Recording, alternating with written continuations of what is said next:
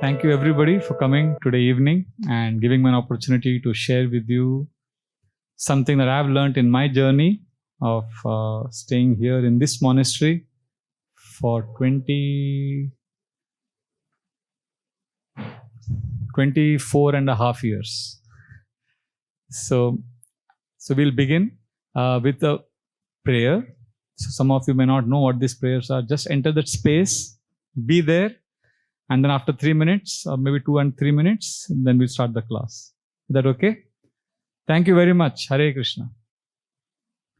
Om Ajnanatimirandhasya Jnananjana Shalakaya Chakshurunmilitam Yena Tasmai Shri Guruve Namah. Mukam Karoti Vachalam Pangum Langayate Girim Et Kripatamaham Vande Shri Guru Dinatarinam Paramananda Madhavam Shri Chaitanyam Ishwaram. Nama Om Vishnu Padaya Krishna Preshthaya Bhutale Srimate Bhaktivedanta Swaminiti Namine. Namaste Saraswate Deve Gauravani Pracharine Nirvishesha Shunyavadi Paschatya Deshatarine Vancha Kalpatarubhyascha Kripa Sindhubhya Evacha Patitanam Pavanebhyo Vaishnavebhyo Namo Namaha. Jai Sri Krishna Chaitanya Prabhu Nityananda Shri Advaita Gadadhar Shivasadi Gaura Bhakta Vrinda. Hare Krishna Krishna Krishna Hare Hare Hare Rama Rama Rama Hare Hare. Hare Krishna Krishna Krishna Hare Hare. Hare Rama Rama Rama Hare Hare. Hare Krishna Krishna Krishna Hare Hare. Hare Rama Rama Rama Hare Hare.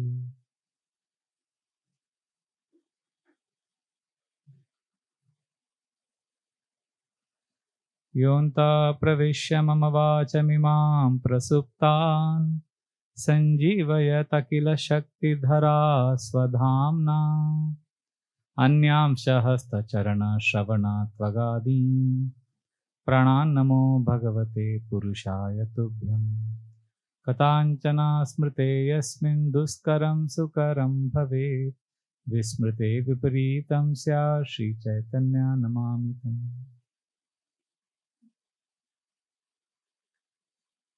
Thank you and welcome to this talk on lessons from the road. So first of all, I would like to express my deep gratitude to Dayalu Ram Prabhu, Radhika Kishori Mataji and the entire Unbounders team. They have been doing this kind of sessions for many years now. I remember 2 years ago also you had called me for a talk on Mind Your Mind or something like that. Yes. So I'm happy that we have such a dedicated couple and they are just serving for so many years. It's very inspiring. Thank you, Prabhu. And also, thank you to all of you. You could have spent a Saturday evening many ways. There are many interesting ways you could spend your time, but you chose to come to a temple. So my deep gratitude to you. So today I want to discuss with you 4 topics. I'll keep my eye on the watch. So first, I want to tell you why this topic. What is lessons from the road all about? Okay. Then I want to share with you what exactly is spiritual life. See, you've come to an ISKCON temple, right? You have right now. You could have chosen to go to the Chowpatty beach, or you could have gone to a club or a sports stadium. You could have done so many other things today. But you are here, so you need to know what exactly is spiritual life. Is it some mumbo jumbo? What is it exactly? Is it abstract? Can we understand what it is? So I'm going to give you an insight into what exactly is spiritual life, so that you can relate to it. That's the second topic. And then third, once you hear these 2 topics, then some of you may be interested to practice spiritual life. Then I'll share with you 6 simple things which you can do right away. Some of them we'll do here also. which is basically what spiritual life is all about. 6 things, which I have been practicing for last more than 26 years. I joined the monastery 24 and a half years ago. So these 6 things I will share. All of you have a notepad and pen? Yes. So some exercises will require you to write. So we will do this. How many topics? 3 topics, right? Practice. First is what is lessons on the road. Then what exactly is spiritual life? 6 practices. And finally, after hearing these 6 practices, you may say, oh, wait. What exactly is the essence of all of it? Because what happens, when you hear too many things, sometimes you say, give me one take away, So that's going to be one thing. It's like you have a garland. There is something which is unseen in the garland. What is that? The thread. The flowers are seen. So after hearing all of this, you will say, what is the thread that binds all of what you said? Or like if you're eating pizza, pasta, and nice dosas and all of that, you have a big feast in front of you. But what is the most important thing that's needed to enjoy all the snacks that you enjoy? What is the ingredient, the most important ingredient you never talk about? The salt, right? So what is the salt of this entire discussion? That's the last topic. Okay, we'll begin right away. The first, lessons from the road. So now, this is a small book. It will be over in 2 hours. So I'll be happy if you read it because I put in effort. But I won't tell you all the stories that are there in this book because I want you to enjoy them. But I'll tell you why I wrote this book. I wrote it last year. There's a reason I wrote this book because I've been traveling for many years now and preaching, going to different countries. Even in India, I preach a lot in the villages. And over a period of time, I developed a disconnect from the youth. I'm just sharing my story with you. I thought around 2013, I thought, oh, youth and me are different. Now I'm 50. Some of you are 20, I guess. So there's a generation gap. So I thought I can't understand these kids. And the kids won't understand what I have to say. So let me leave them alone. So that's how I kind of resolved in 2012, 2013. And I was doing something else. I was going different places, dealing with congregation.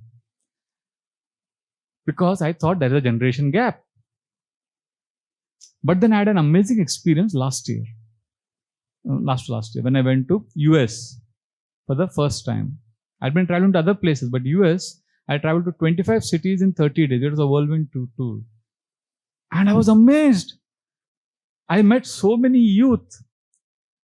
And there were 2 problems. One is generation gap, and the second was cultural differences. Yet, everyone connected with me in all places. And I was like, wow, it was as if God is telling me that you have something to share with them. I got a lot of confidence and I came back, wrote this book. Because I realized it's not about me, why I could connect. I got a realization which I want to share, which is this book is all about. Whatever we learn in our life, it's not because of us. It's because of a lot of factors. Because I've experienced, to be honest, why I got a disconnect from the youth is because when I talk to young boys and girls, even today, when I talk to them, I'm amazed. 90% of the boys and girls I speak to, I'm like, what are you saying? And then I ask them, how old are you? Somebody says 20, 22. Then immediately I go back on a time machine to when I was 22. And I start thinking, well, I never thought like this when I was 22. So I see today's youth are more evolved. I'm not saying all of them, but many of them are more evolved, more mature than what I was way back in late 80s and early 90s. So I'm impressed. So I thought maybe I'm inadequate. But then this US trip revealed to me that I have learned something from my seniors. And my seniors have learned something from their seniors. And you know something? For thousands of years, wise men and women have walked on this planet Earth. They have breathed the same air. They have drunk the same water. And they have left behind a lot of wisdom. And I heard it. I read it in the monastery. And I had my own practices. And that helped me evolve. And learn.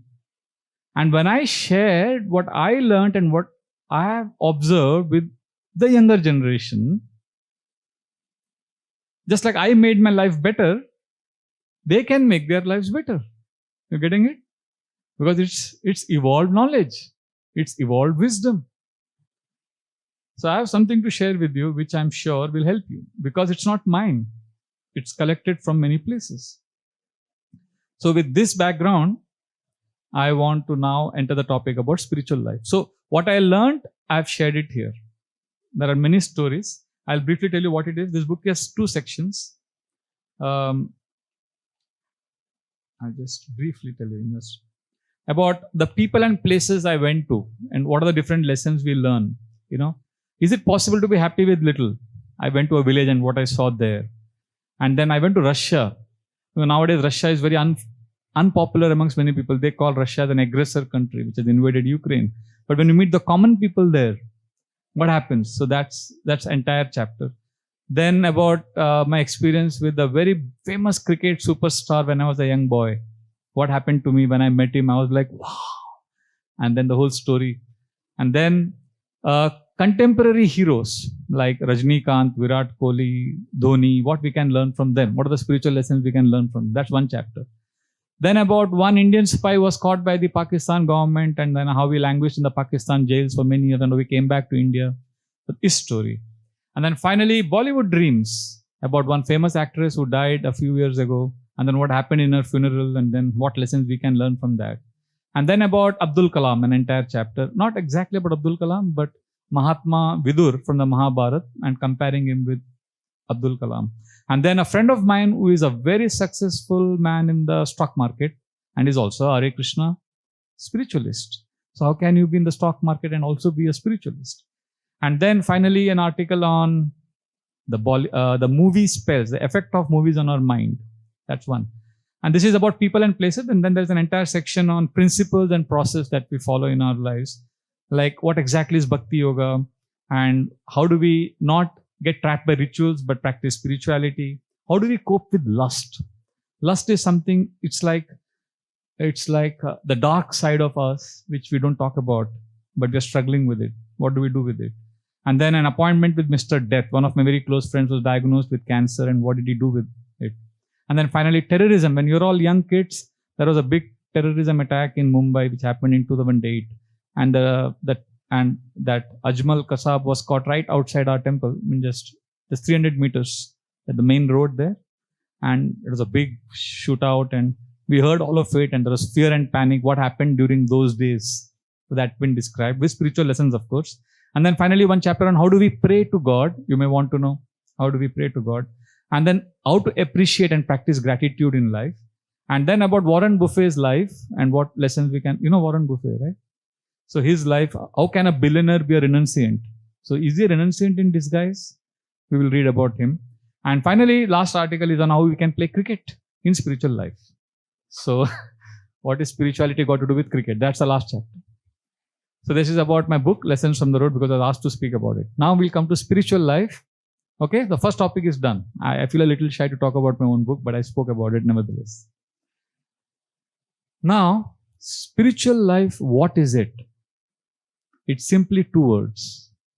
See if you can get it. And if these 2 words resonate with you, congratulations, you are a spiritualist. One is connect. Connect to God or a higher power or universe. And second word is contribute. Make somebody else's life better. So if you have these 2 words or these 2 principles in your life, connect to God and contribute to this world. Both, not one of them. Both are needed. Because your contribution can be sustained only when you are connected. And connection is useless if you can't contribute. So what do you mean by connect? Connect is basically a sense of shelter. You feel safe. Like for example, if you're stuck in a traffic jam, and then when you go home and you feel a sense of peace, a sense of shelter. You feel safe at home. So your home state in your inner world, that's what we mean by connect, where you feel a sense of belonging. So connect is sense of shelter. Contribution means service. Connect and contribute is spiritual life all about. Is it clear? Shelter and service, or to receive love and share love. Clear? Like if you're hungry, you've not eaten for many days, and then what is the first thing you want to do? Eat. But once you are full, you also want to. I'm not saying you want to, but a person wants to give, share, serve. But you can't serve if you are famished. So you receive and you also give back. That is spiritual life. Simple to understand, but difficult to practice. And that's what we're going to discuss today. It's not something complicated. It's very simple. Connect to God and contribute to the world. See, a simple example. You love your parents, right? So let's say your parents have gone out, or you've gone out of town, or you love your friend, somebody close to you, or some friends, your brothers, your siblings, relatives. If you're not in touch with them, what happens? Your relationship weakens, right? So what do you do? How do you stay in touch? You call them, you send a text message, right? You ping them. You're in touch with them. So when you're in touch with them, your relationship continues, right? Simple logic. Similarly, I have a question to you. You don't have to answer right now. Are you in touch with yourself? You may be, maybe not. Maybe sometimes, maybe not always. Are you in touch with yourself? What I mean by that is, do you know what is your authentic self? See, we have an adopted self, where we are always looking for approval from others. We are trying to control, or we are driven by fears, or we want to enjoy, or we are always time conscious, or we are always wanting to do things in a fast. We are speed conscious. These things happen to us. This is when we are disconnected from our authentic self. Or like it happens to me sometimes, I'm planning for my next visit, travel. Even when I'm praying, my mind is planning, and then I have to come back. Or it could be distracted by the phone messages. Basically, there are many ways you could be disconnected from your authentic self, and we take in an adopted self. So there is a real self, which is I, which is a real you, and there is a a reactive self, which reacts to what happens to you. So what are you most of the time? Are you your real self or your reactive self? Are you your authentic self or an adopted self? Is this making sense, or am I being too complicated? You can follow what I'm saying? So, connect. So the whole idea, the whole premise of this discussion is connect and contribute means basically connecting to your authentic self. So in our spiritual tradition, I practice what is called Bhakti Yoga. So we connect to God by connecting first to our authentic self, and then we contribute to the world. Recently, there was a very major, unfortunate, tragic train accident. All of you are aware of it. Where did it happen? Orissa, in a small town. So one cycle repair wala, I think. Yeah. Simple man. Orissa people worship which aspect of God? Lord Jagannath. So he was a Jagannath devotee like any other Orissa man.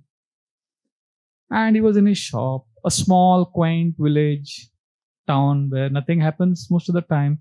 And suddenly 3 train collisions, explosive, devastating. And what did he do spontaneously? Because his life is centered on being connected to Lord Jagannath. What do you think he did spontaneously? He ran to the site to see what happened. So 7:37 in the evening. And immediately began to help. People were screaming and dead bodies, blood and all those things. And then he called his friend. He gathered 50 people. And for the next 14 hours, they were just till morning 9 o'clock. They were just serving. I mean, he's not a big man. He's not, the cameras are not hounding him. He is not a celebrated Bollywood star or a cricket superhero. He was contributing in ways which we can't even imagine.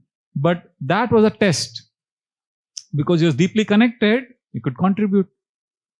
And after that, of course, he collapsed. I personally feel just like the accident, the survivors need emotional healing and help. He will also need one because it must have been intense for him. He will need some help. So the point is, you are connected, you can contribute. And this balance is what is spiritual life all about. So this is the second topic I wanted to discuss. Is it clear? What is the first topic we discussed?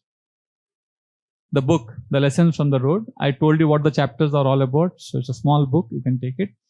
And then I spoke about in the first topic about my struggle. And I understood that today's youth are amazing, but there's a lot of things you could gain. Oscar Wilde, one of the most famous British playwrights, he said, every generation thinks they are smarter than the previous generation and wiser than the next. So I don't want to make that mistake.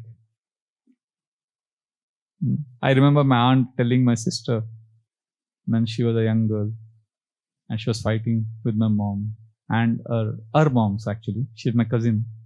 So my aunt would tell her, the day you realize that your mother was right, you will have a daughter who will be convinced you are wrong. So time is what many times teaches us many lessons. So I don't want to make that mistake. I trust your intelligence. You're already evolved. So with an open mind, you can understand and accept these two principles: connect and contribute. This is the essence of spiritual life. Okay? So now what is the next question that arises? How do we translate this into daily practice? Right? Or another question that could come is, okay, how can I connect to my authentic self so that I am always peaceful? So I'm going to share with you right now 6 amazing practices which some of them you can do right now. Are you ready for it? So the first one is called breathe. Breathe. Okay, I'll ask a very stupid question, but raise your hand if you know the answer. How many of you breathe? Is it a difficult question? Please raise your hand if you breathe. Yes? All of you breathe, right? All of you raised your hands. Next, second question. How many of you are aware or conscious when you breathe? Oh, 2 of you, 3, okay.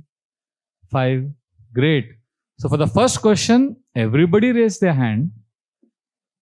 And you may have thought it's such a stupid question, but the second question was more thought-provoking.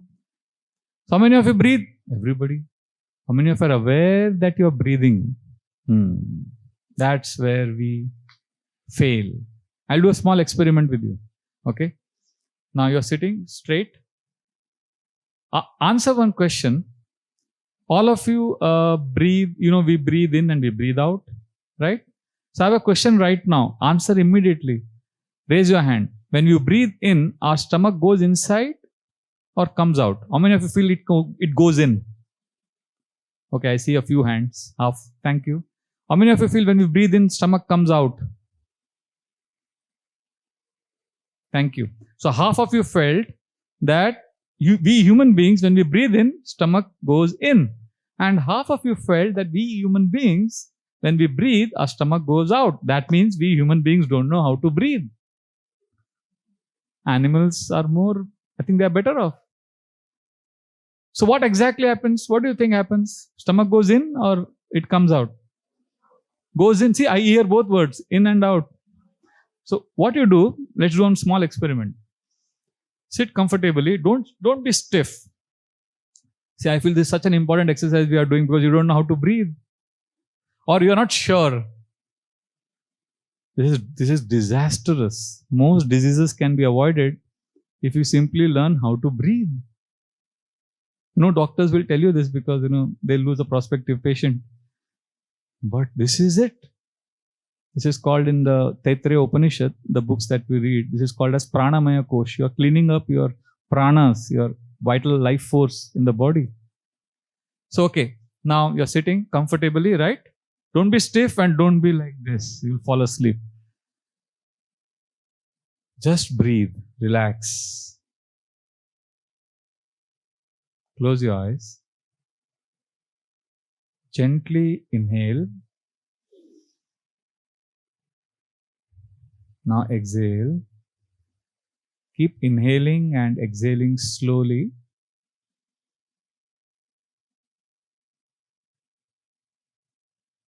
Now take your right hand, put it in your stomach. Continue inhaling and exhaling. Slowly, gently.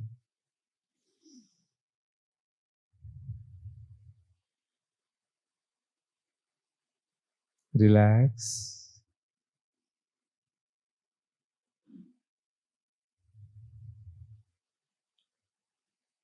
Open your eyes. You can stop breathing. No, I can't say that. I can't say stop breathing. Open your eyes, continue breathing, but you can bring your awareness to what I'm saying now rather than your breath. So, did you notice something when you put your hand on your stomach? What happened when you inhaled? Your stomach? Really? Wow. How many of you feel it goes out?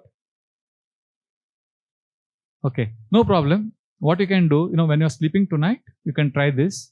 When you're relaxed, you can try. This is okay. Even I went through that, Even I, first time when I did this, when I went for a Rishi Prabhakar's session, I also felt strongly that the stomach goes in, but it doesn't go in. It shouldn't go in. It means you are driven by fear. There's some fear and some defense mechanism is strong. So you need to let go. You need to relax. So when you sleep at night, just let go, relax. And when you're lying down on your back, you can see that when you inhale, your stomach would come out. But all of you got it right. So this is such a basic thing and we got it wrong in the first time. So you can imagine, before becoming spiritualists, let us become human beings. Be human. There's many times I see this somewhere. Be human. It's written in many places. I don't know what it is, but be human. It makes sense to me. But then after human, then we can also practice spiritual life. So breathing is clear. So just this small exercise must have convinced you how important it is for you to breathe regularly. But simply breathing and then what? That's the first step of spiritual practices. Being more, basically when I said breathing, what I really meant was awareness. What happens when you breathe consciously for a few minutes every day, in a relaxed way, okay? Not as a thing to do. You may have tasks to do every day, 10 things to do, tick, tick, tick. So breathing. No, not like that. Relax. What I meant by breathing is relax. Okay? Can you relax for some time every day? Or no time? You think watching videos on phone, reels on your Instagram, that is relaxation. That is not relaxation.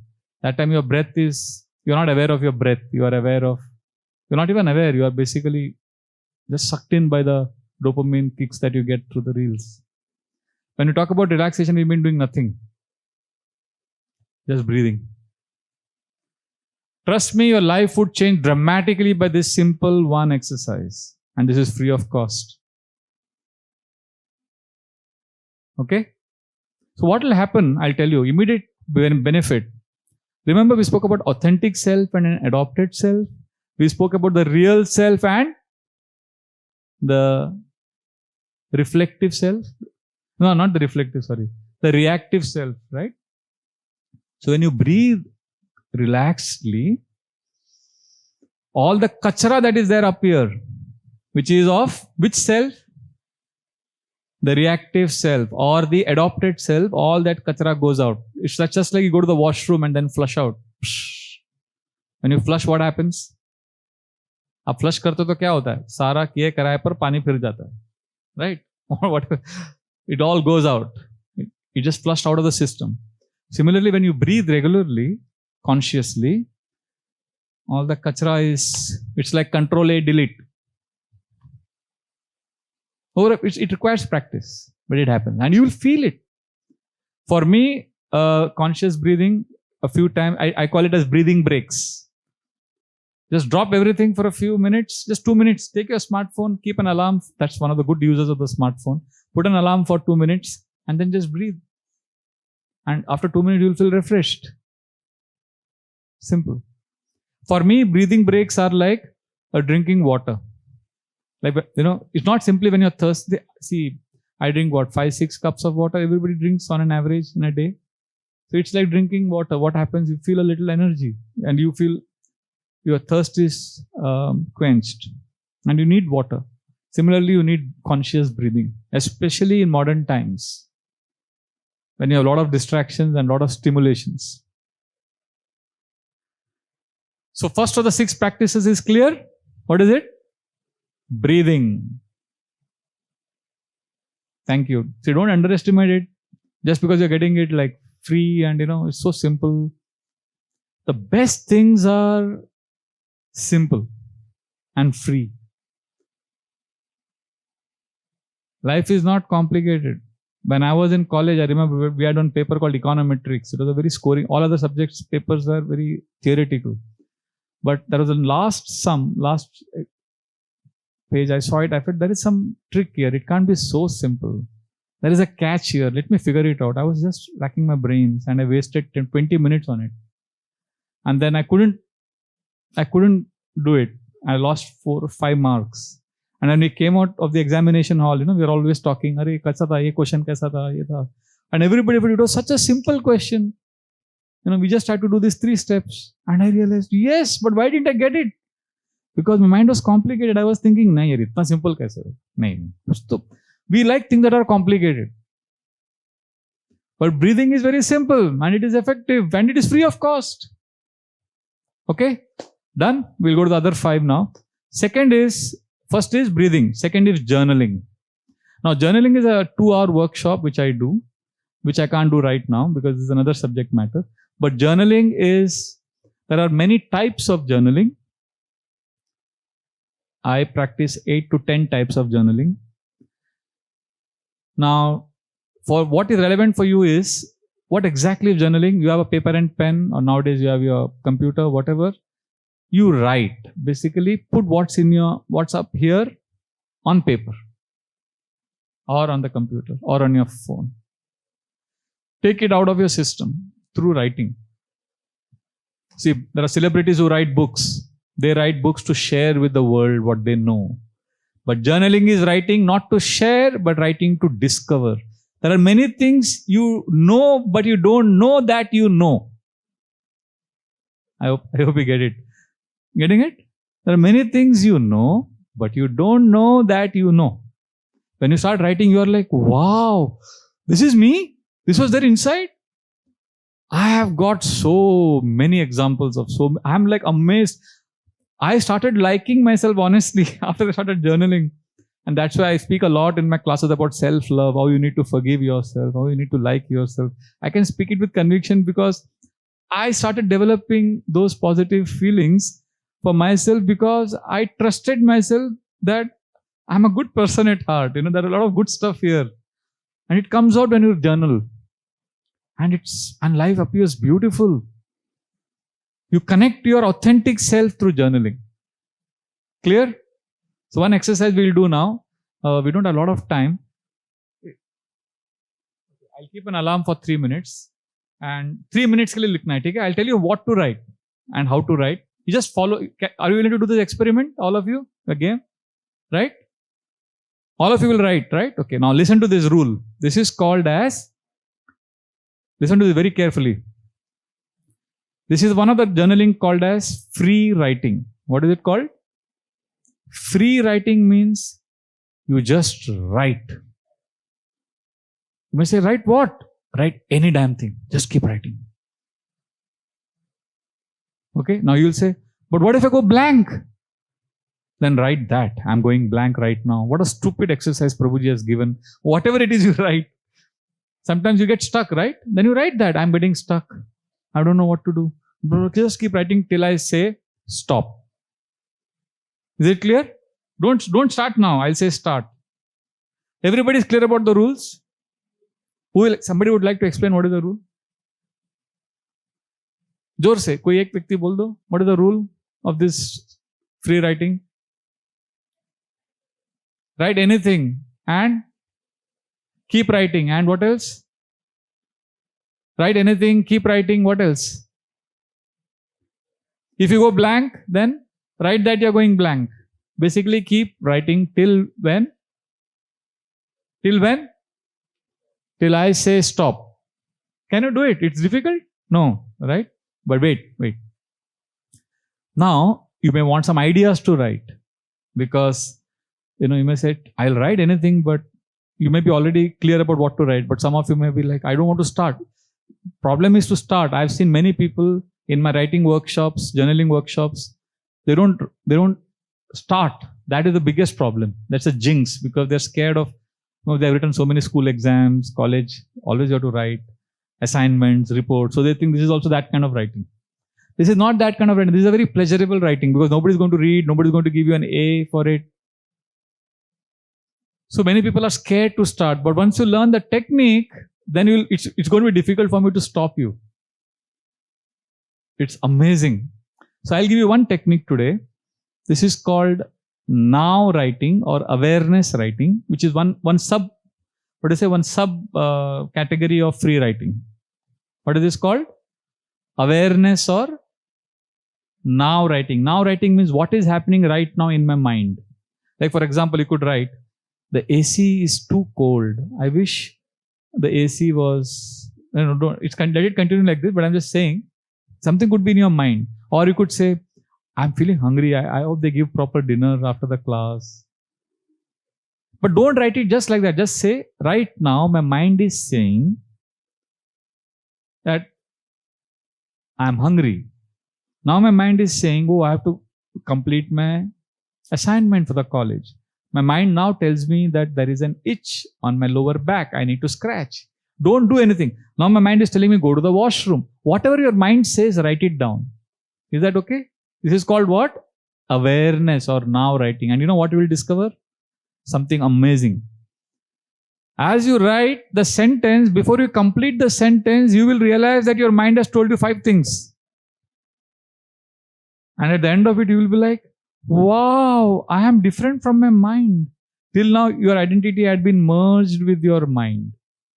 Now suddenly, just like I am seeing you, you are seeing me, you will see your mind. Acha, aisa hai mera mind. Isn't that an amazing discovery? So I have given you enough tools, enough techniques. So will you start? 1, 2, 3, start.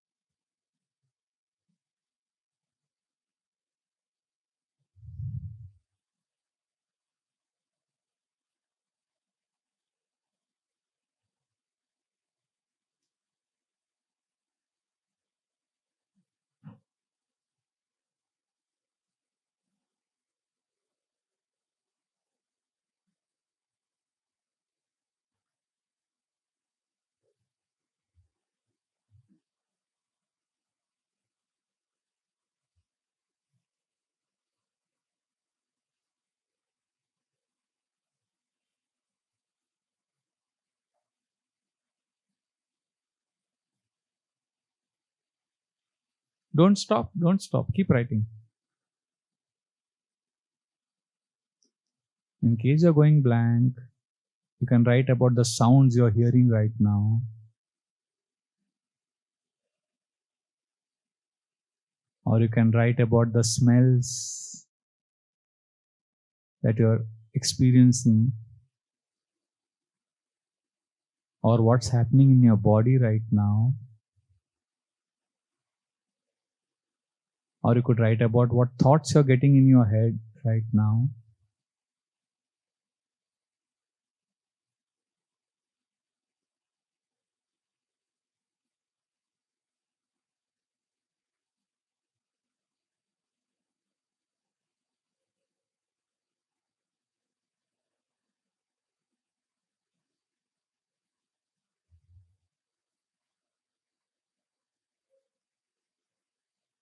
Just 30 seconds more. Keep writing, keep writing.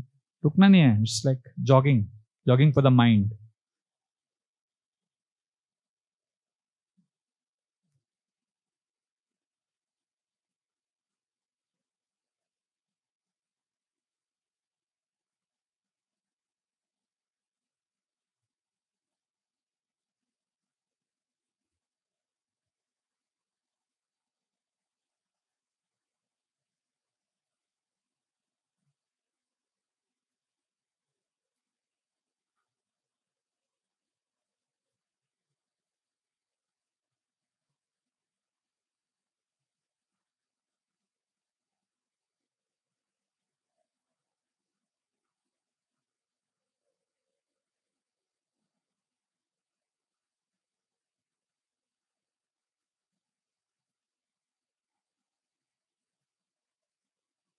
Hare Krishna. You can now stop.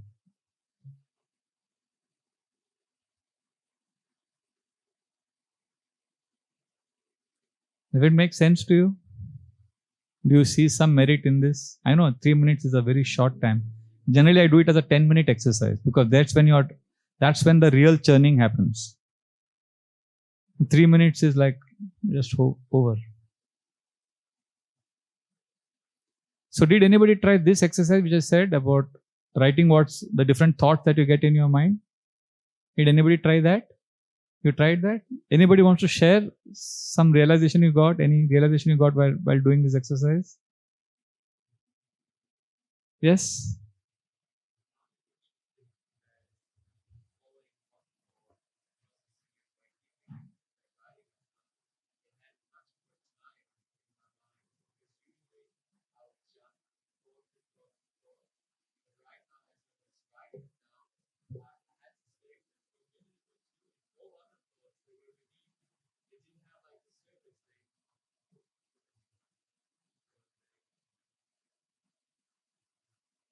Yeah. Yeah. So just staying with one thought and writing it to the end, like really allowed it to be processed to the end, and what was left was kind of empty space. Beautiful. Yeah. See, we have at least, thank you for sharing that. It's brilliant. See, as you're writing your one thought, then you generally what happens, one thought follows another so fast that it's seamlessly integrated into our being so much. We have 55,000 thoughts a day. You don't even know what's happening. But when you start writing what's happening inside, you realize that you are not your thoughts. You are different from your thoughts. And then a time comes when there are no thoughts. For some of you, it could be like, you're clearly seeing your mind, clearly seeing yourself as different from your thoughts. So can you try this at home later? And there are many other types of journaling. I'll share that later. So this is second. What is the first practice of spiritual life? Breathing. Second, journaling. Third is called praying. Praying is, again, you will find one chapter on this in my book, but praying is again another 2-hour workshop in itself, art of prayers. But what I could share here in brief is, praying is when you enter a sacred space and you connect to a being or a force or a person higher than yourself. In our tradition, we connect to Krishna, Lord Jagannath. So what you basically do is, just like, you would talk to the person you love the most. Can you have a conversation with Lord? If you can have a conversation with God, that is prayer. And in a conversation, it's not that you only talk, you also listen. Similarly, you pray to God, you tell what's in your heart, and you also pause. You are present to receive. So you may say, or practical. So practical ke liye, prayer basically in simple words, it means thanking the Lord for what you've got. That's how prayer begins. So you all have a paper and pen, right? So if I give you 30 seconds, just when I say start, in 30 seconds, you have to write 1, 2, 3. You have to write as many as you can. the things that you would really, really, really like to thank God for that you've got in your life. Your time starts now.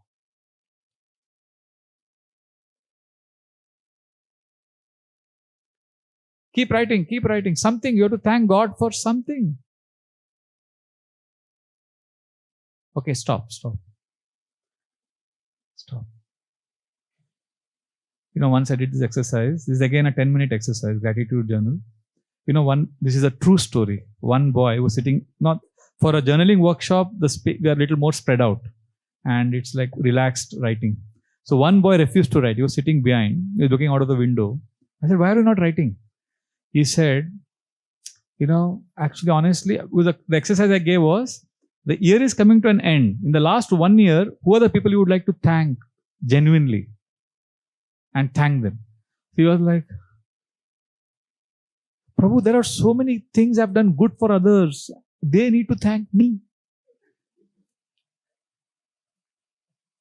So he just couldn't enter that space of gratitude. Because many times we think gratitude is a feeling, right? Many people think gratitude is a feeling. It's an abstract thing. Oh, I feel thankful. I feel gratitude. No. That's the lowest level. Gratitude is actually a practice. So you could tell someone, thank you. That's like saying thank you with words. But there is gratitude with meaning. When you actually mean, there is saying a thank you, there is meaning a thank you, and there is living a thank you. When you write, you can live a thank you. Because you enter that space of gratitude. And gratitude is an amazing, amazing principle. The psychological benefits of it, that's all another subject matter. But this boy refused to write. And he was very reluctant. But then I left him alone. But after 2 months, he called me. And he said, I tried it at home one day. And I'm so glad I'm doing this. He suddenly started seeing his life is a blessing. So, I had no shoes and I complained until I met a man who had no feet. So we are always complaining. When you start writing gratitude, suddenly you start living in the gain gap. You start feeling adequate. You start feeling happy with yourself. You start liking yourself. And then others also start liking you because you like yourself. Nobody likes a person who doesn't like himself or herself. Let me tell you that. So, gratitude journal, so what was I saying? Gratitude is the essence of prayer.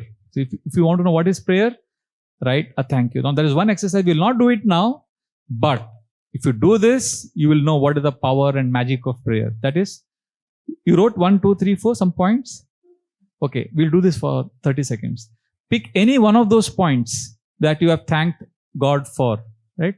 And somebody has written 5 points, 6 points, right? 7 points. Kuch to likha hoga na? Some point that you thank for 7 points, right? So pick any one of them that you really want, that you really like, one of the 7 or 8 things. Okay? All of you have marked it. Okay, now in the next 30 seconds, all of you know what you have thanked the Lord for, right? Okay, now in the next 30 seconds, when I say start, you're going to write, you're going to answer the question, why? Why do you want to thank God for that? Your time starts now.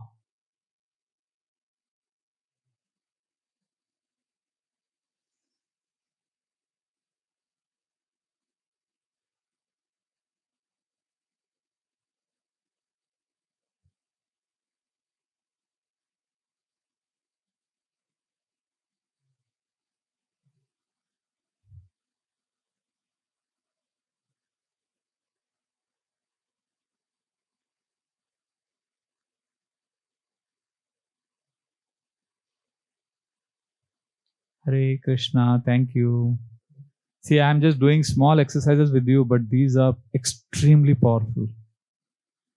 When you thank and answer the question why, you will be entering the space of emotions. You will be adding emotions into your gratitude. And then you will see that your gratitude will actually act as a tonic. Till then, it's simply lip service. I just thank God. Answer why.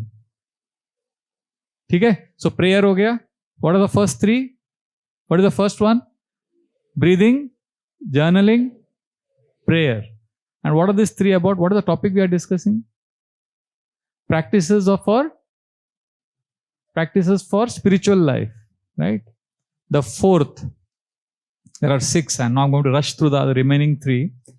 The fourth is relationships, or in other words, association.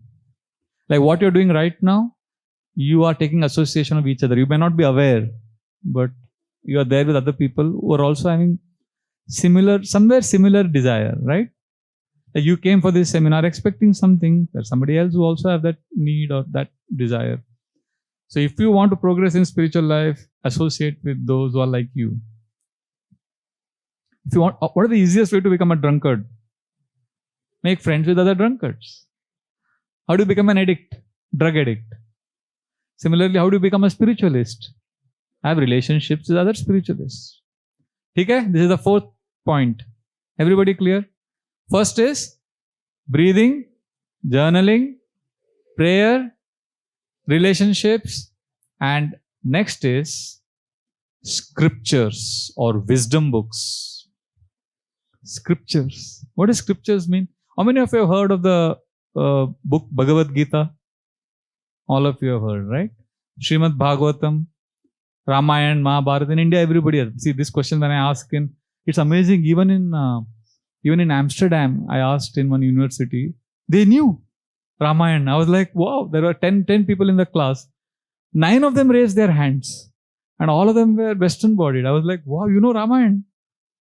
We've heard about it. They're just like, you have heard of Iliad, Omar. In India, we know about Greek literature like that. So they know about Ramayana. So all of you have heard of these books. So hearing them or reading them or hearing from people who are practicing that. Like for example, this is also part of scripture study, what you're doing right now. Because somebody who is reading scriptures is sharing his realizations. So just like you are hearing me now, you know something, I every day hear my seniors and juniors give class in the temple. Every day we have a class in the temple. And I sit in the audience like you are sitting and I hear. And sometimes if I have a doubt, I ask questions. And sometimes it's somebody who is like 15 years junior to me. Somebody whom I preached to when he was in college. Now he is a monk or is a senior member of the congregation and he's studying scriptures. So it's not the person, it's the process of hearing. It helps. I'll tell you how it helps. Some of you may say, well, if I read Bhagavad Gita, will it help me improve my relationship with my parents? Or will it help me get a job? Does it answer the question on what our unfriendly neighbor is doing? Like India is facing threats from 2 unfriendly neighboring countries. So is there a solution for that in the Bhagavad Gita? And you know what is my answer to all these questions? Believe it or not, yes. You will tell me which page, which verse, which chapter. Please hear attentively. I'm going to tell you. Just hear the class or read the scriptures faithfully with attention. What happens inside is there is something called as intuition inside or an inner compass. That gets sharpened when you hear wisdom coming from another realm. And then, as that gets sharpened, when you are put in a provocative situation, what to do at that right time, you will be directed to do the right thing. I'll give an example. Indian Military Academy, they have many courses. So one of the courses is 3-year course. So all these people who study to become energy commandos, one of the subjects they have is different wars in history. They study all the famous battles, like Battle of Somme or Battle of Kargil War, everything they study. Or Operation Barbarossa, which Hitler attacked Russia within 1941. All this, or the Battle of Waterloo, where Napoleon was defeated. So all these battles they study, what strategy was used, what happened, and all of that. And then they have a 3-hour exam. Like you have your college exams, They have an exam on the famous battles in history. And they study all those battles, they write the exam. And then there is a terrorist attack at Taj Mahal Hotel. And the NSG commandos entered the hotel. As they were entering, they didn't stop to think, now which answer should I apply from that course? We studied so many wars. Maybe we can use that strategy. Oh, no, maybe Operation Barbarossa. No, maybe Second World War. Copy paste. अरे कोई भी solution fit नहीं हो रहा है. अरे इतना सारा solution पढ़ा हमने. No, they don't think like that. They have studied it sincerely. What has happened? Their inner compass has got sharpened for battles. Right? So when they are in that situation, which is a unique battle, which will be part of future textbooks in the military academy, but there, if they have sincerely studied for 3 years in that course, now their conscience is developed and evolved. What to do in that situation at that time, their intelligence will be directed by a higher force. And they will know how to adapt, adopt, do the right thing at that right time. Makes sense what I'm saying? This is how wars are fought. Similarly, Bhagavad Gita is a manual for all the battles that you are fighting, because you are like Arjuna, you are a warrior. Each one of you here is a warrior. So when you read the Bhagavad Gita sincerely, each time I read, I discover something new. And then when you face battles of life, you are guided by a higher power beyond yourself to do the right thing at the right time in that situation. That's how it's practical. So this is the 5th practice of spiritual life. Breathing, journaling, loud, praying, relationships, scriptures, and the last and the most important is service. Serving others. Serving is a great way to discover your authentic self. What happens in service is you go beyond yourself. Like a simple example. How many of you have offered a seat in the bus or a train to a pregnant woman or an elderly person? Have you ever done that? See, all of you raised. And did you feel good about it? Did you get something in return? Did you get money? No, you just did it and you felt good, right? This is a simple proof of service, how service helps. Going beyond we are stuck up with our own problems in life, right? It's all about the 3 most important words in our dictionary is I, me, and mine, myself. That's it. But when we start serving, we start realizing I'm not so important. There are other people who are more important. And then you see, if I'm not so important, my problems are also not so important. See, I don't know, if you have a 10 rupee coin, don't take it out now, but just take a 10 rupee coin sometime and stand in the afternoon sun. Look at the afternoon sun and put this coin right in front of your eyes. What does it do? It blocks the vision of the sun. A 10 rupee coin can block the vision of the sun if you keep it too close to your eyes. Now, what is the size? Can you compare the size of the sun and the coin? How many times bigger is the sun compared to a coin? Quadrillion times, right? But this 10 rupee coin has the power to block the vision of the sun. Because why? Because you have kept that coin too close to your eyes. Similarly, your problems right now, my dear friends, is like a 10 rupee coin. And because you're keeping it so close to your consciousness, you're unable to see the big, beautiful reality of the sun-like universe, the universal goodness. कुछ दिख नहीं रहा है आपको क्योंकि मेरा problem. Somebody told me, प्रभु जी life में पहले बहुत टेंशन रहा करता था, अभी टेंशन में थोड़ा लाइफ रह गया है. So many, मेरा problem. Mind is never satisfied. मन खुश है तो एक बूंद भी बरसात है.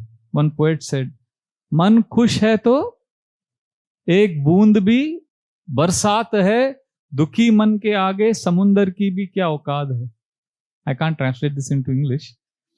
But that's how, mind is never satisfied. Where was I? Service. So when we get out of our heads and enter the world of service, life becomes beautiful. I'll give a simple example. Just like you shared, like you said yes to sharing something. I'll tell you how I learned this lesson. When I joined the ashram in the year 1999 March, I used to stay at Kafparet, Kolaba. So my mom would come every weekend and in the month of March, April, she would get me a big bag of Alfonso mangoes. And in India, people love mangoes even then.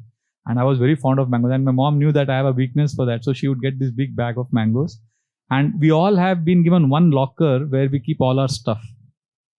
That's, like all brahmacharis during those days. I was a young brahmachari. So we were given one locker where we keep two pair of clothes and a book like that.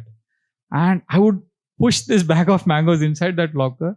And every day I would take out one in the morning or afternoon, evening like that. And I would sit in one corner and I would maja aata tha. The mango would taste. I was fond of mangoes and I would enjoy that mango. Like this, few weeks passed. Every day, because by the end of the week, my bag would be empty. And my mom would come again. So one day something interesting happened. My mom she brought 2 bags that day. And I kept it inside the locker. And then I removed one mango and I was about to eat. I sat on the locker. As I was about to eat, suddenly I saw another brahmachari come from the opposite direction. And he smiled at me, I smiled at him. And very reluctantly, not that I really wanted to share, I said, "You want a mango?" And he immediately said, "Yes." And he took. And then as he was about to bite it, he said, "Oh, but have I taken yours? Do you have one for yourself?" I said, "Yes, I have one." So I just showed him one mango. I said, "I have one." So then both of us can have. So we sat and we were about to start. 2 other brahmacharis started coming. And they said, "Arey, mango festival chal raha hai." I said, reluctantly, "You also want?" He said, "Yeah, why not? You have?" I said, "Yeah." I opened my bag. I gave them 2 mangoes. And then 2 others came from this side. And then I gave. And then within a minute, I think there are 10, 15 brahmacharis came. And I had mangoes for everyone. And we all sat there and we were joking. We were laughing about something. We all had mangoes. And then, we washed our hands. And then they all went for their we all have services the whole day. So they all went for their respective services. And then this whole thing lasted for maybe 10 minutes. And then I sat down on my locker. I took out my journal as I do every day. And then I realized something. You know what I realized? The mangoes never tasted sweeter. Something magical had happened that day. I thought, was it the mangoes that was so sweet? No, there was something else. What I experienced, what I had done was inadvertently, not really willingly, I had just shared. And just that act of sharing. Although I had to wait for one more week now, but I was like, andar se fully satisfied. And the next day I tried serving prasadam in the temple because we have first round and second round. I thought I'll take prasadam in the second round after everyone is taken. I realized that giving me more satisfaction. I don't want to go on and on about my own stories, but I hope you got the point. Service is the best way to discover your authentic self and connect and contribute. So, and the last topic for today is, what is the last topic? Okay, so many 6 points, all of that is okay, but what is that salt? Or what is that thread that binds all of this?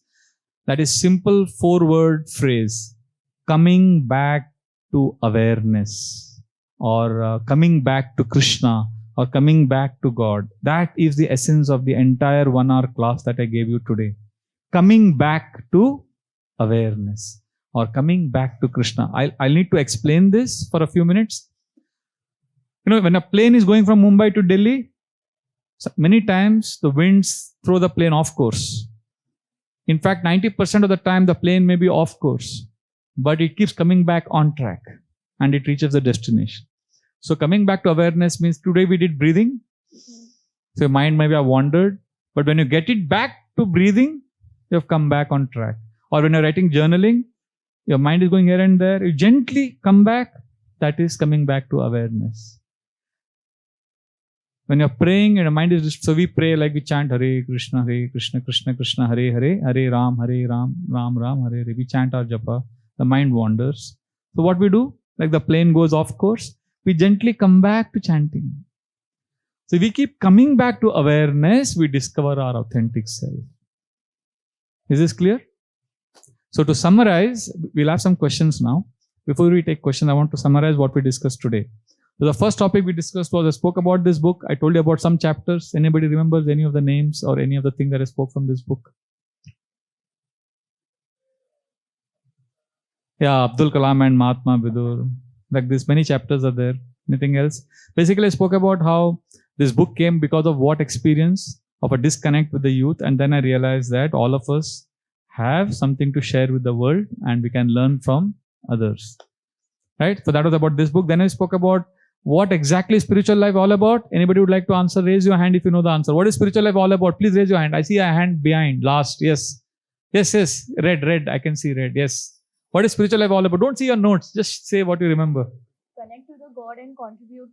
Yes. Connect to the Lord and if I get the microphone, I'll repeat world. it here. If all of you may not get the microphone. Yes. Connect to God and contribute to the world. Excellent.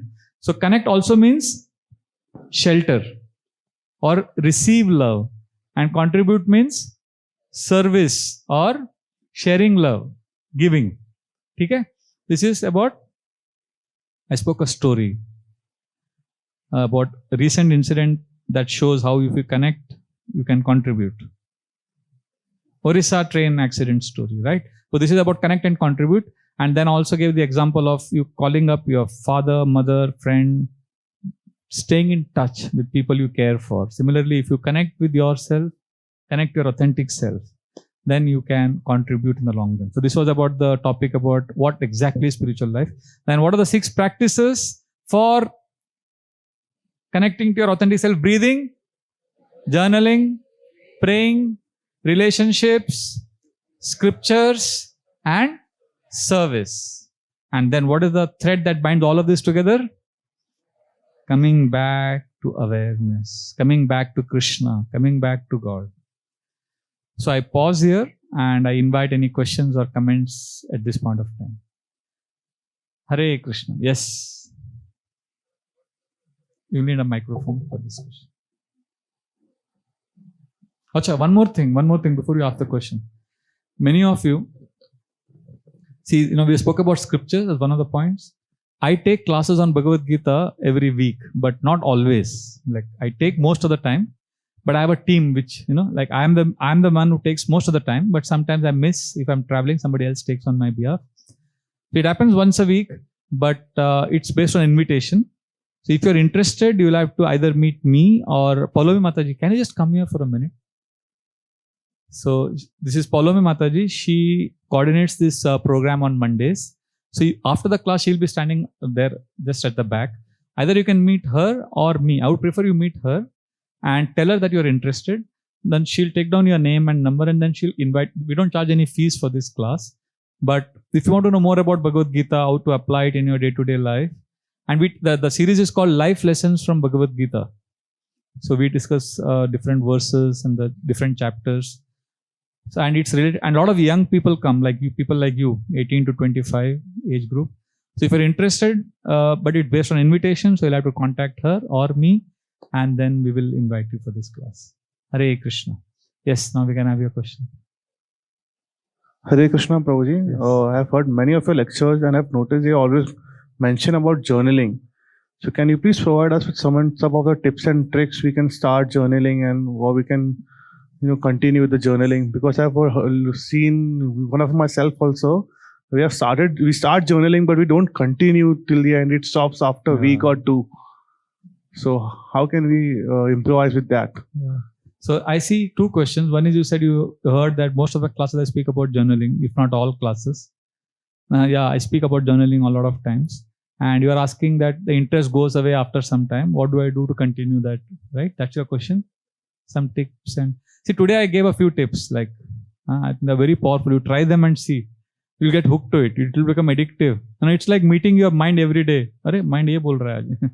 And how to make it a habit? Simple. Begin small. Make a vow that you will write every day 1 sentence. That's it. How many? Don't vow to write, I'll write 10 minutes, so nahi hoga. 1 line to easy hai na? Kabhi bhi nikal ke likh sakte. So one sentence ka wow karenge, after some time, after 1 month, it will become automatically, because once you start one sentence, see, the problem is starting, inertia, the law of inertia. If a body is at motion, it remains at motion. If a body is stationary, it remains at stationary unless an external force acts upon it. So it will remain. So one sentence mein kya hota? When you begin that one sentence, it becomes 2, 3, 4, and then you'll end up writing a lot. But keep your minimum wow as one sentence. That's an amazing technique and tip for writing every day. And then you will realize that you are writing a lot.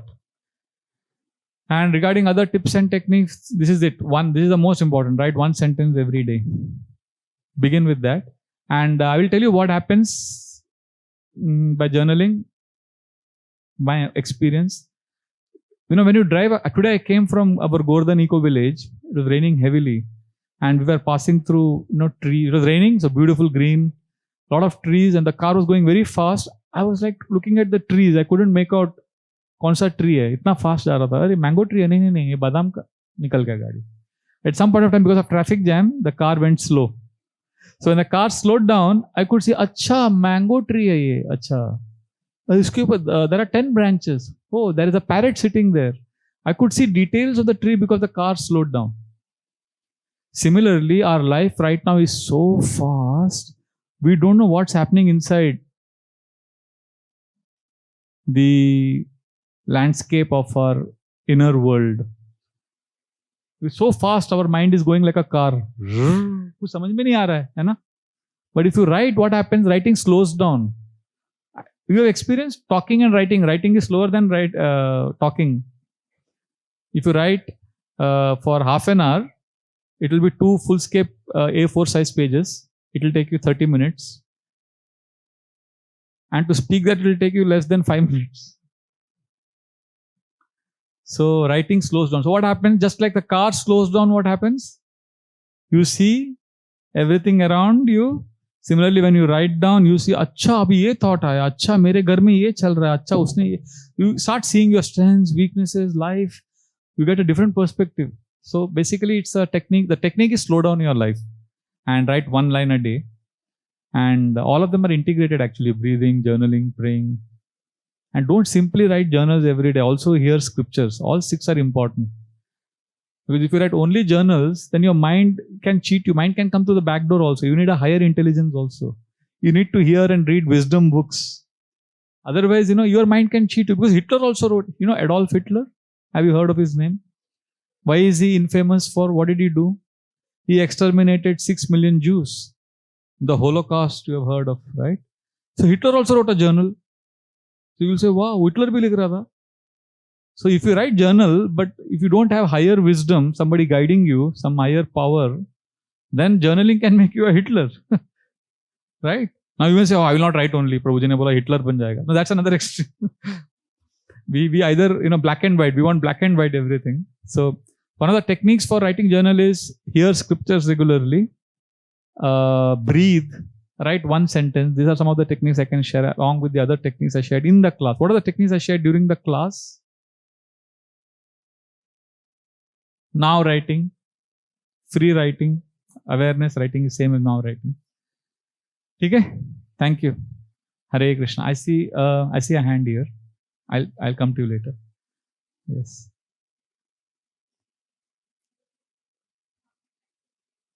How to practice detachment? Wow. So what do you mean by detachment? First you tell me, then I'll tell you how to practice it.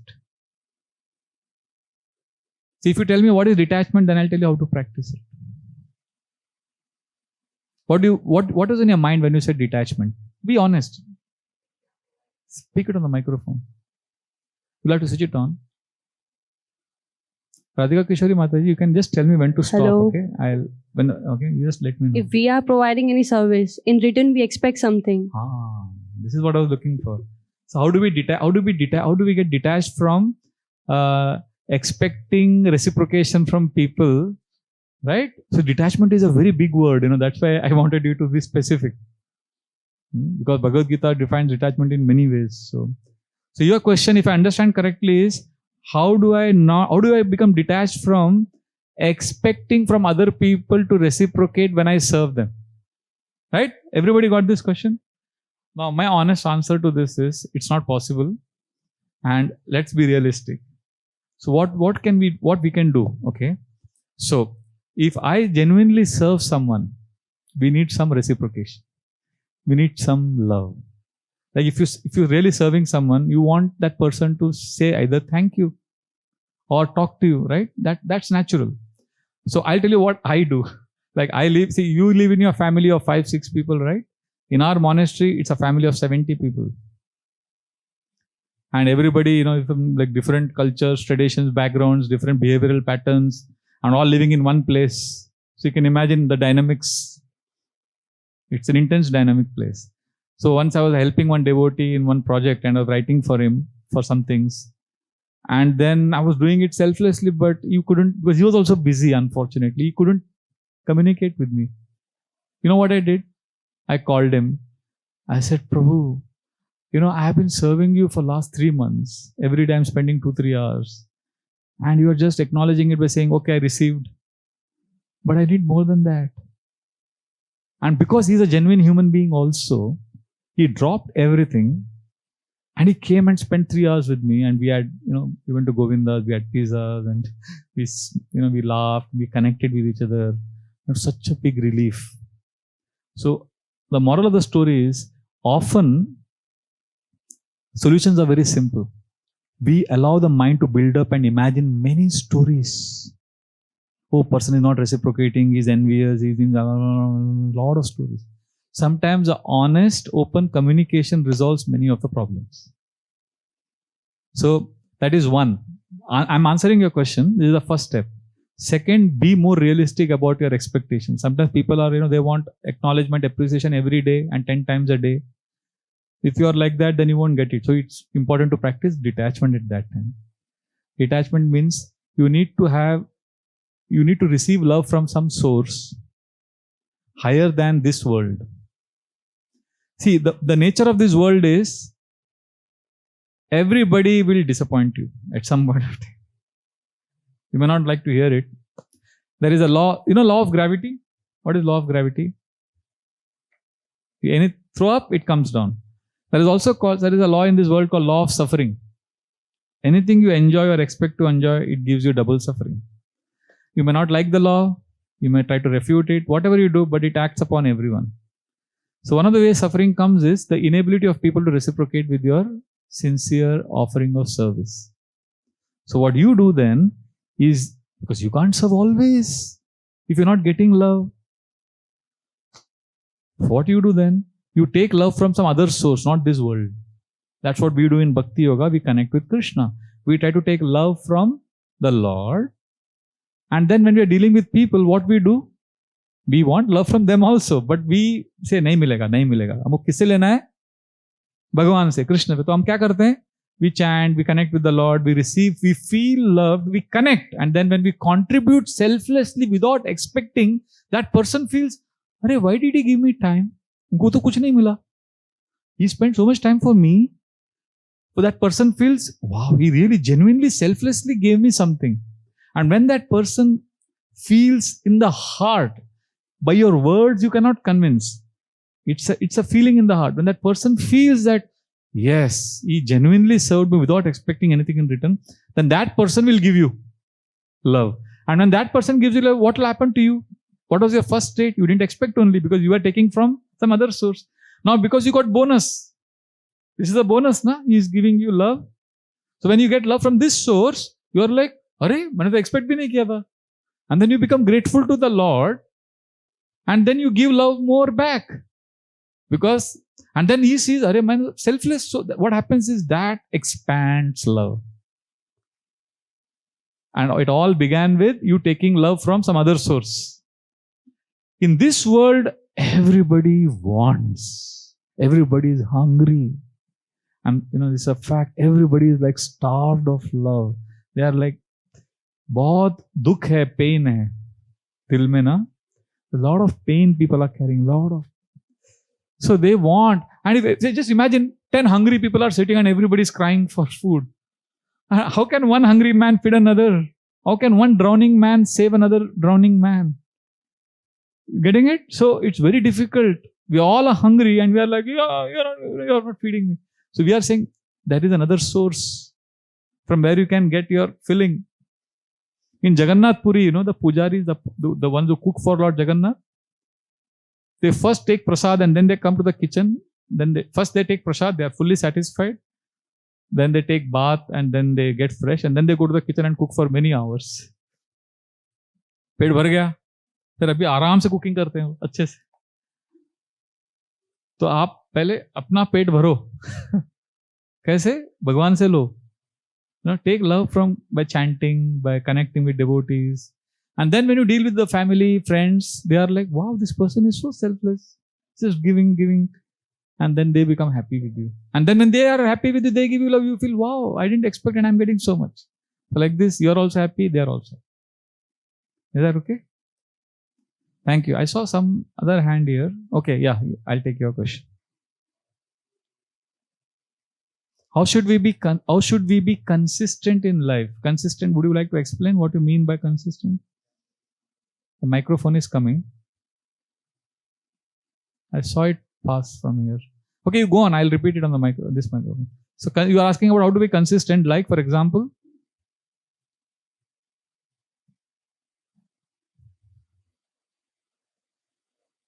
Hello, Hare Krishna. Like we are moving on the road and if we see something that attracts us, we move toward it and we get attracted and we go behind it. So like we are not consistent on the road.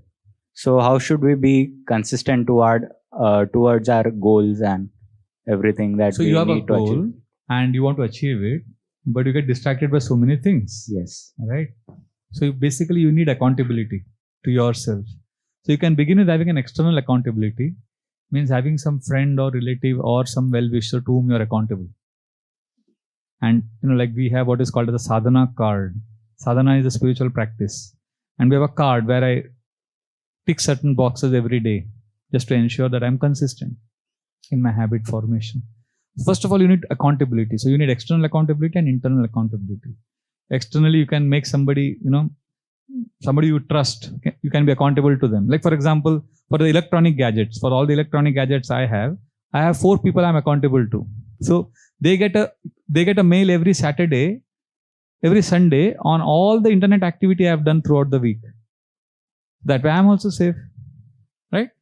So accountability keeps us safe in this world and focused on what you want to achieve.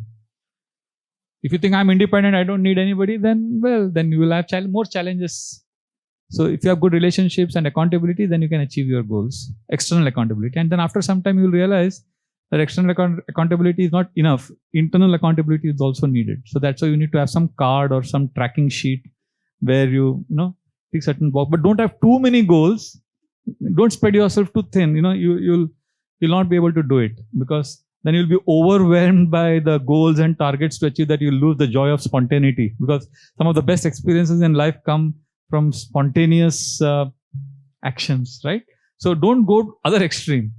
So you learn through trial and error. So you are growing, you are evolving, you are young. So is that okay? Thank you. Any other questions? Yes, I see 2 hands here. I'll take these 2 questions. First your question and then yes. यहाँ पे पहले दे दो, बाद में पीछे. Hare Krishna. Prabhuji, how to balance between personal and social life? You said we should help people and we should not focus on our problems, but sometimes our problems are also so much hitting and they are needed to be solved. Exactly, yeah. So I'm sorry if I conveyed that, don't be caught up in your head. Your problems also need attention. Yes, and when I help someone, my parents say you create havoc at home and also bring others havoc at home. So it is how to balance between personal and social life. How to balance between personal and social life. Yes. Okay. First, we are all social beings. We need a social life. So please don't get the wrong idea. So I'm not saying that only a social life or only a personal life. Both are needed. So how do we balance? Now, see, many of these questions now, like how to questions in life, most of the, this how do we do it questions? How? If I give you a technique now, after some time your question, like if I say you balance by chanting Hare Krishna Japa every day, after some days you'll come with a question, how do we chant Hare Krishna? Then I'll give you a technique for chanting. You'll say, how do I do that? So this how to do it questions are very tricky. Very tricky. So The answer to this, how to balance, the answer is you balance by balancing. let me clarify. Because there is nothing called as balance. Like you've seen this tightrope walk. I don't know, nowadays you find it in some streets in India. You will have two poles like this and a rope made, and some person would walk on that tight rope with the stick, and you would see that person go tilt on this side, dekha aisa tilt, and then that person would take the stick and again come on this side. But he's going forward. But he's not going forward like this. He's not going smoothly. How is he going? Then he goes this extreme. Then aisa kar karke he reaches, and then everybody applauds. So what has he done? Was his walk smooth? No. Was it balanced walk? No. But there was balance. Similarly, our life, don't expect, you are thinking, many of us think that balance means we think personal bhi ho gaya, social bhi ho gaya, सब अच्छा चल रहा है. अच्छा कभी नहीं चलेगा. कभी एक दिन बहुत social हो गया, बहुत social activity हो गया. Like today was too social for me. Like morning 5 o'clock, I got up and I ran to Govardhan Eco Village. Had a lot of meetings, completed that, came in the car, I had meetings 3 hours on the way back. Then I had 2 other phone calls. Then I took a bath, I came here to full social today. So what I'm going to do, tomorrow early morning, I'm going to get up at 3 and I have a program at evening 5 o'clock. 4 o'clock I have to leave. So 3 a.m. I already made 3 a.m. to 4 p.m. I'm not going to meet anyone. I'm going to. So my walking, I had tilted on the right side too much today. So tomorrow what I'm going to do? Idhar aa jao. But aage chalte raho. Aap samajh rahe ho? So don't think, this many times people come to spiritual life, spiritual organizations, they think, oh, spiritual practice matlab, you have some halo around your head and you have this kind of peace. Aisa kuch nahi hai. Spiritualist people also struggle with balance. So for me to say, I'll give you a technique by which you'll have no problem, life will be balanced, and I'll be cheating you. Because we can't balance our lives all the time. So one day you be social, bahut zyada ho gaya, then you balance, spend some time with yourself. Are you getting it? So life mein see, I went to one spiritual organization before I came here, before I connected to this con. This is 1996. And he said life is all about peace. Life is completely balanced. I said, really? And then I asked, what is life? And you know what he did? He just smiled at me and just nodded his head. And all his sycophants, you know what sycophants? Chele chapate. The sycophant followers, they were like, wow, our Guruji is like. And then what did he do? What is his response? He just smiled at me like, I'm smiling at you now. And then he closed his eyes and he nodded his head. And I'm like, what is the answer? I asked, what is life? And he's like, complete silence. And after 2 minutes, he looked at me and said, did you enjoy the sound of silence? And everybody, wow, Guru, they are like, and I'm like, kuch samjha nahi mere ko. Then I was honest. I said, I didn't understand the meaning of what is life when you said, did you enjoy the sound of silence? Can you please clarify? And then what he said? Life means beauty. Beauty is love. Love is divinity. Divinity is sublime. And everybody clapped. I didn't understand the word again. I was like, what is it? I was trying to get all. So many times, people think spirituality means, everything is balanced, life is cool, and you have a halo. No, we also struggle. So life is a struggle. Enjoy it, okay? And we enjoy it by connecting with God and being authentic by sharing our struggles. So don't have this utopian idea that life will be balanced. Okay? So personal life, social life, kaise balance karna hai? 2 solution. One is it will not be balanced, so come back. Come back to awareness. Remember, I spoke the essence of this discussion is coming back to awareness. You are aware that your life is tilted on personal side too much, then come to social life. That is first technique. Second is, first is come back to awareness. Second is have faith in trial and error. You are a young girl. You have a whole life ahead of you. Trust, trial and error. Like how to use smartphone. See, when I was a young boy, we didn't have smartphone. So 6 years back, I started using a smartphone because it helped me in my services. But that smartphone, unimportant things became important. And how much to use, I didn't know. Although we had all protection and systems for using the phone, but still, how much to use? So I realized nobody can help me how much to use. There is no formula, use so many hours. No, I learned it by trial and error. Now I know how to use the smartphone. Getting it? Similarly, how to balance life, you will learn by trial and error. Is that okay? We'll take one last question, Mataji. Is that okay? Adhika Kishori Mataji? No, she had a question, yeah.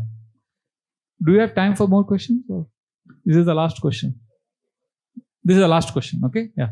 Thank you. Yes. Haribol Prabhuji, so what's the difference between a person who's narcissistic and a person who loves himself? That's a beautiful question. What is the person between, what is your name? Chandrika. I know you. You are Rajgopal's daughter? Yeah. My God. I saw you. I remember when Maharaj gave you the name, I was there with your father. I was there in that room and Maharaj said, your father is saying, what should we name the child? Maharaj, you give the name. And Maharaj is looking at you. And then Maharaj said, Chandrika. And then he explained the name. Wow, I'm seeing you today asking such a beautiful question. What is the difference between being narcissistic and Loving yourself. I'm overwhelmed just looking at you. Yes, so narcissistic, self-love and narcissistic, right? Self-love is loving yourself. Narcissistic is an obsession. You become narcissistic when you are obsessed. You know what is an obsession? See, self-love is not narcissistic. When you love yourself and you add the principle of gratitude, when you love yourself and you also add gratitude, then it doesn't become narcissistic. When you love yourself and you think you are the center of the universe and everybody should serve me, then that's not self-love. That is narcissistic. Like we have one devotee said that because narcissistic is when self-love is added with false pride. When you think I am good, I am wonderful, I am beautiful, that's obsession. That's narcissistic. But when you love yourself, see, when we say self-love, what we mean is I accept the way I am. I may not be happy with certain things, like I have certain bad qualities, but I begin with acceptance. I accept who I am, where I am. I accept myself the way I am. And now I move forward to improve. You begin with a gain. Self-love means you begin with gain. You begin with who you are and you accept yourself and then you look to improve yourself. But narcissistic is, I have nothing to improve. I have nothing to gain. I have no gaps to fulfill. I am already full. When you have self-love, you begin with, I am complete. And now I want to improve. Or I want this. But when you are narcissistic, I have nothing anybody can give me. I am complete. I am the best. I am the greatest. I deserve everything. So there is something called as a gain and a gap consciousness. So when you begin with gain, when you begin with, I have got so many gifts from God. Thank you, God. And in that space, when you love yourself, when you like yourself for who you are, and then you meet the gaps, then you're peaceful. That is healthy self-love. So many people suffer from self-obsession. And the test, whether you have self-love or narcissistic, there is a small test. You can know, that is the question, right? You want to know what is the difference. A simple test you can do every day. How do you feel when you're in a social situation with others who are dressed better than you, or who are speaking better than you, or who are more talented than you, or who are better achievers than you, who are better? So basically, how do you feel when you're in a social situation where others are better than you in some areas? If you feel peaceful, then you have self-love. Because when you love yourself, you will not envy others, because you know what are the strengths you have, what are the qualities you have, and you will work on them. But when you are narcissistic, you will be very uncomfortable in a social situation. Externally, you may have all the pleasantries, but internally, you will be seething with envy, insecurity, revenge fantasies. Getting it? These are all common symptoms of somebody who is driven by a narcissistic behavior. Self-love is very healthy because you will not compete with others. And also you will have self-respect. Like if you are facing a provocative situation or a distraction or a temptation, I love myself. How can I stoop to this? How can I stoop down to this? I mean, I respect myself. I won't do this. When you hate yourself, when you don't like yourself, then you go to the other extreme of narcissistic behavior. Is that okay? Thank you once again to all of you for your kind attention and giving me an opportunity to serve you.